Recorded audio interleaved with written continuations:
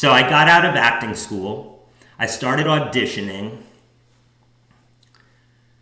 I'd be at home. I'd be so prepared. I'd be so ready. I'd go into the audition room, and it was a disaster. It was just on and on a disaster because I had so much fear. I had so much anxiety, and it was just crippling me. I would do weird things with my face. I would probably get a little mean in the audition room, and it was a nightmare. And after about close to a year, and by the way, what I was auditioning for at that time was little plays in basements in the East Village. So it wasn't like big stuff, but nonetheless, it was stuff that I wanted, so it was big for me.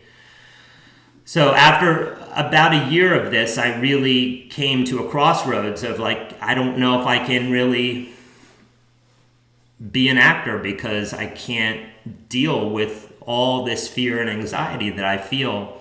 I can't get past the audition process. And so in this kind of moment of darkness is when I remembered an incident with my father. I may have mentioned this in our last CI Hangout for those of you that were there, but my father was a theoretical physicist who worked with Einstein for 11 years before I was born.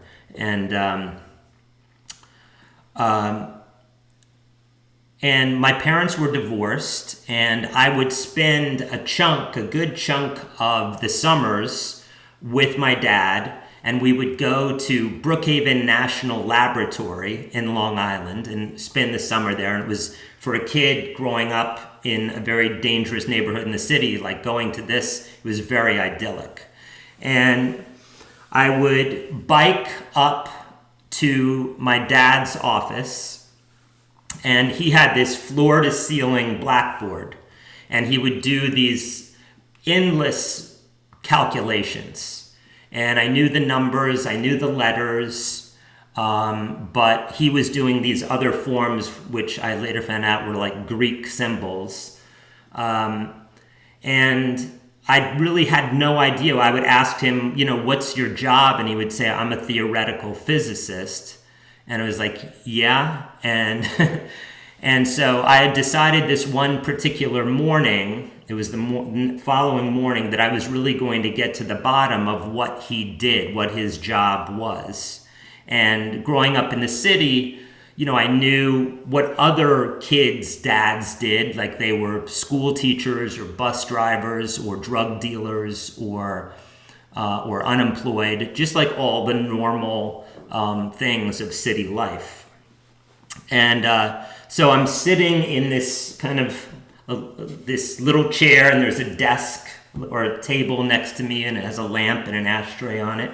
And I'm sitting there, and I'm watching him get ready to go to his office. And I was like, okay, what do you do? I want to know what you do. And he was like, I'm a physicist. And I was like, okay, but tell me what you do. And so he came over to me, and he said, Joshua, he said, do you see this table next to you? And I was like, yeah, I see the table, but tell me what you do. And he said, do you see your knee? Yes, I see my knee. And then he said, the smallest part of that table and the smallest part of your knee are the same thing. They're atoms. And that's what I explore. I explore the building blocks of the universe. And then he picked up his kind of floppy leather valise, I guess you would call it, put some papers in it, and walked out the screen door. And I was looking at the door, I was looking at my knee, I was like, whoa.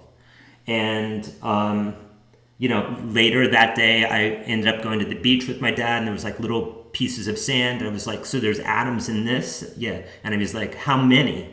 And I can't remember the number, but it was immense. So anyway, cut back to me auditioning. It's a disaster, and I remember this story for some reason.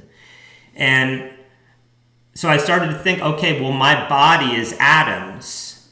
So what if this anxiety and fear that's crippling me is really atoms vibrating in my body? And when I really felt exactly what the experience, say, of anxiety was, it was kind of like a scattered, chaotic movement, mostly for me, mostly in my upper chest. And it was kind of an out of control movement.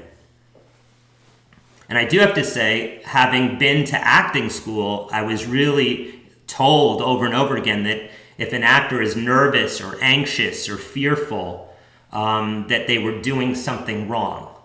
And so I had this real association that if I was feeling these things, that something was terribly wrong. So I started to experiment just feeling these sensations as movement in my body. And by starting to just experience it as movement, it took away the good or badness of it. It took away an association that this was bad because I was just connecting to actually what was happening in there. And then I started to experiment using that to create with. Using that charge to create with, as opposed to trying to stuff it down so that I could present a relaxed something or other. And it's key to note that anytime we're feeling a charge in our body that we've decided is bad, we will tend, in one way or another, we all have our own techniques, to attempt to decrease the intensity of that sensation. It makes sense to do that. The downside of that, of doing that, is that if you are able to decrease the intensity of this sensation in your body, one thing happens, is that your attention has to go somewhere, and then it goes up into our head and into a series of cyclical thoughts. And typically in those situations, those thoughts are not helpful. They do not support your creativity.